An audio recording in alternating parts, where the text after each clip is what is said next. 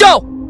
एक काली साड़ी पहनी औरत घुटनों पर बैठी थी और सामने एक आदमी हाथ में कुल्हाड़ी लिए उसे गुस्से से देख रहा था। ए, रुक जाओ वरना गोली चला दूंगा। मैं इस जंगल में कुछ दिन रहने आया हूं। अभी कुछ दिन पहले ही मैंने इस जंगल के पास ये फार्म हाउस खरीदा है। बहुत सस्ते दाम में मुझे ये फार्म हाउस मिल गया। मुंबई की भाग दौड़ भरी जिंदगी से दूर इस प्रकृति की खूबसूरती में आकर बहुत अच्छा लग रहा था। खुली और ताजी हवा सुकून दे रही थी। मैं, मेरी बीवी और मेरा 7 साल का बच्चा, हम तीनों यहाँ आए थे। इस फार्म हाउस के पीछे एक बड़ा घना जंगल है। दिन में भी कोई अंदर जाने से डरे, इतना घना जंगल। हमारे फार्म हाउस से दूर तक किसी का घर नहीं है। अच्छा है ना, किसी की कोई तकलीफ नहीं।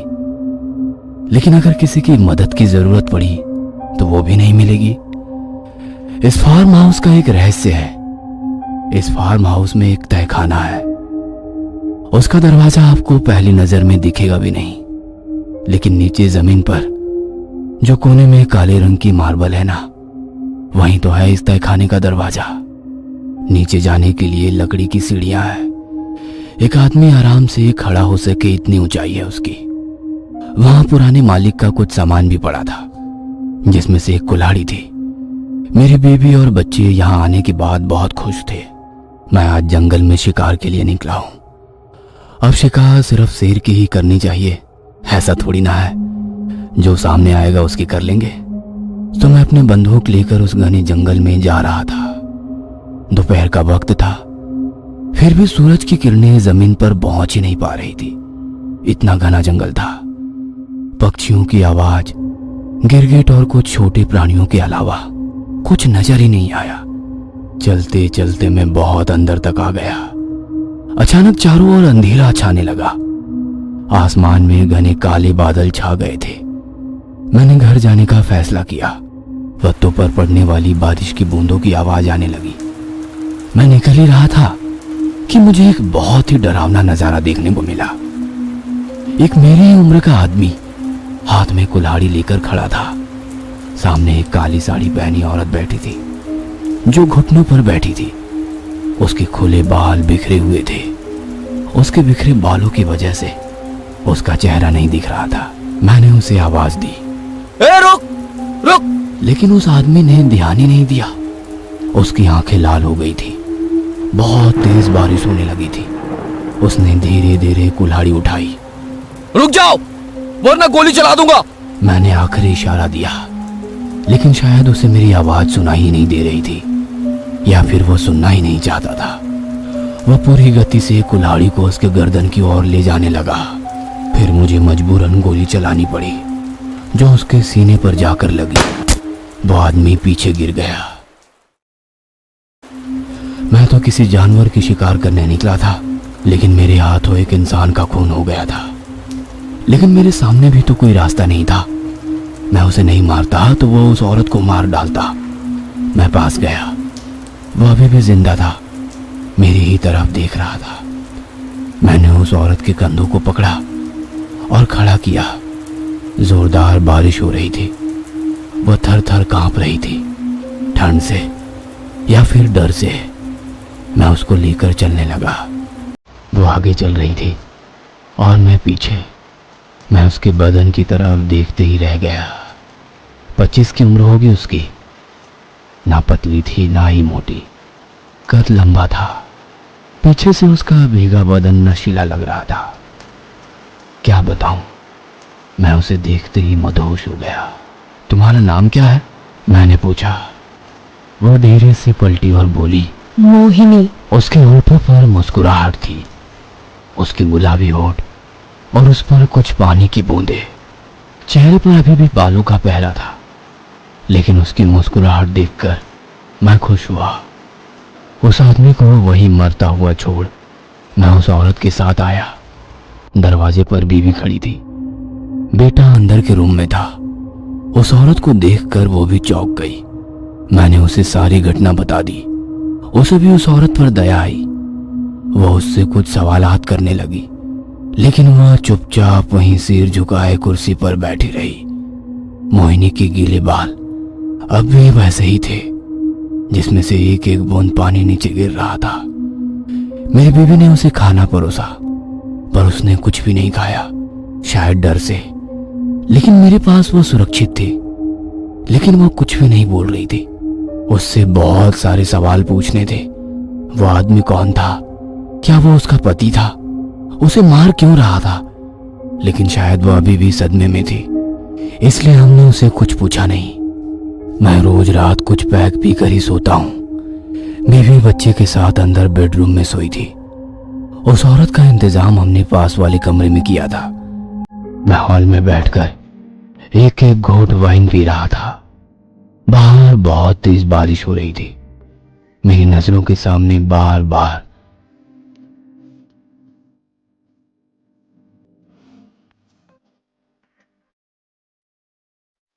उसके नशीले बदन के सामने ये वाइन भी फीकी लग रही थी। अचानक पीछे से कुछ आवाज आई। मैंने पलटकर देखा तो मोहिनी उसके रूम के दरवाजे में खड़ी थी, काले साड़ी में बालों को खुला छोड़कर। एक बिजली कड़कड़ाई, जिससे थोड़ी देर रूम में उजियाला हुआ। वह धीरे से अंदर चली गई, दरवाजा खुला छोड़कर। मैंने अपने हाथ का गिलास एक घूंट में ही खाली कर दिया और उसके रूम के अंदर गया। मोहिनी बेड पर बैठी थी। मैं उसके पास जाने लगा। मुझे उसकी गर्म सांसों का एहसास होने लगा था। उसके चेहरे पर भी मुस्कुराहट थी।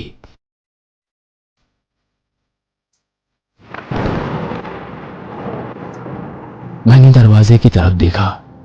मेरी बीवी वही खड़ी थी। उसकी आंखों में गुस्सा साफ साफ दिख रहा था। वह गुस्से से वहां से चली गई। मैं खुद को संभालते हुए उठा और उसके पीछे गया। रुक जाओ, मेरी बात तो सुनो। वो अंदर गई, हाथ में बैग और आधी नींद से उठे मेरे बच्चे को लेकर कार में बैठकर निकल गई। बाहर अभी भी बारिश हो रही थी।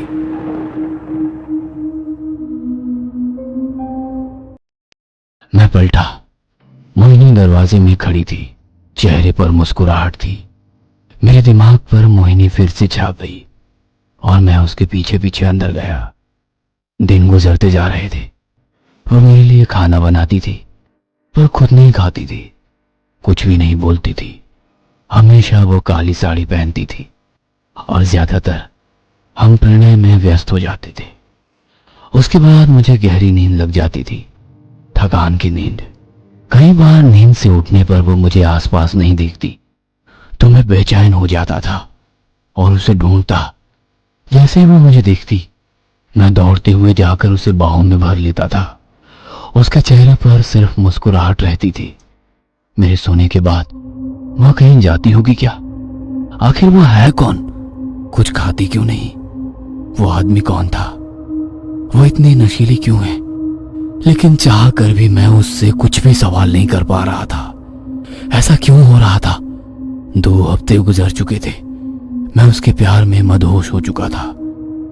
मेरा खुद पर बस नहीं चल रहा था।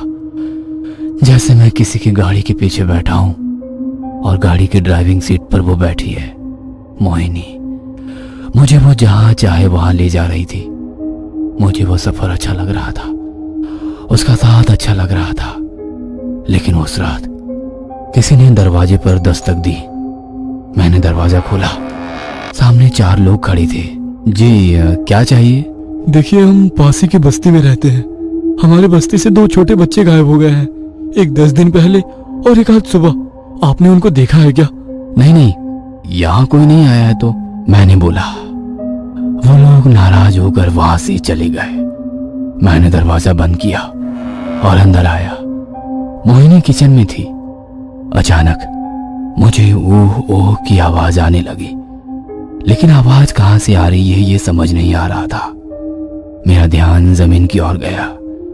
वह तहखाने का दरवाजा था। आवाज वहीं से आ रही थी। मैं दरवाजा खोल ही रहा था कि उस पर मोहिनी आकर खड़ी हो गई।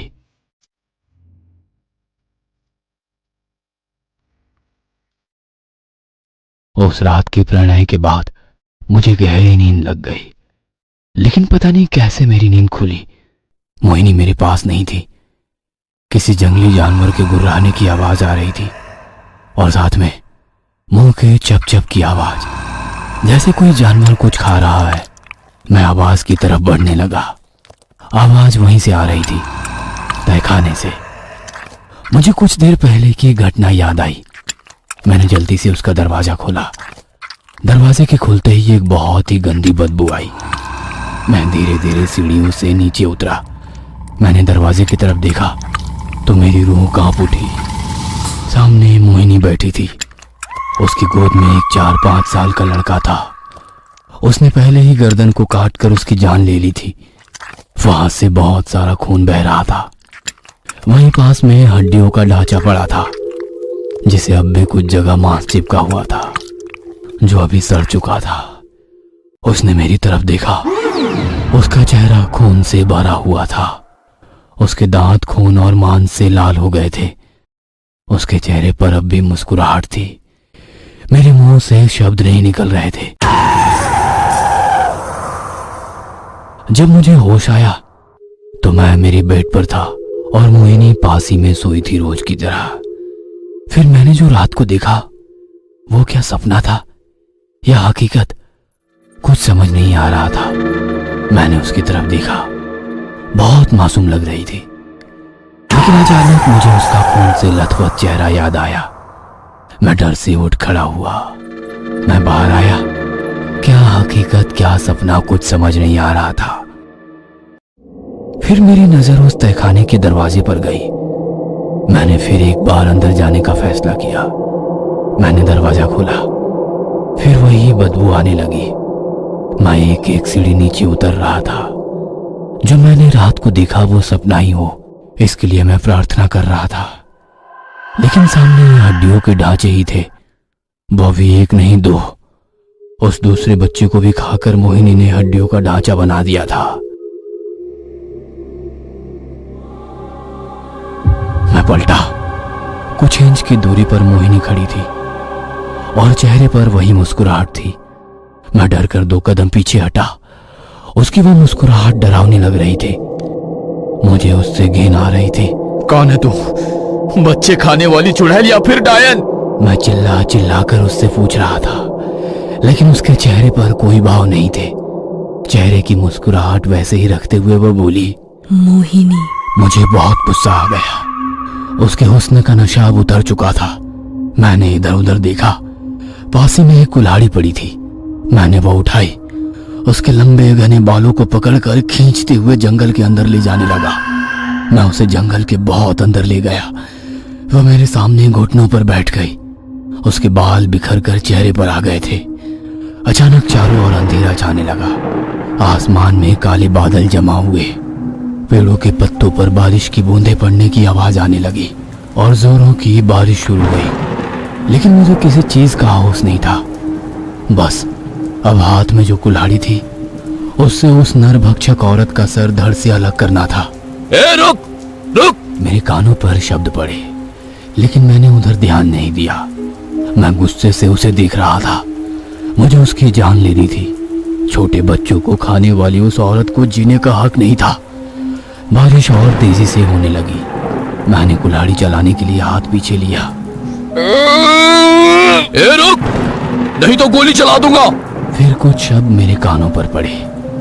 मैंने आवाज को नजरअंदाज कर कुल्हाड़ी तेजी से उसकी गर्दन की ओर लाई, लेकिन अचानक एक गोली आकर मेरे सीने को लगी और मैं पीछे की तरफ गिर पड़ा। कोई मुझे पास आकर देख रहा था। फिर उसने मोहिनी को कंधे से पकड़कर उठाया। वो आगे चल रही थी और वो उसके पीछे।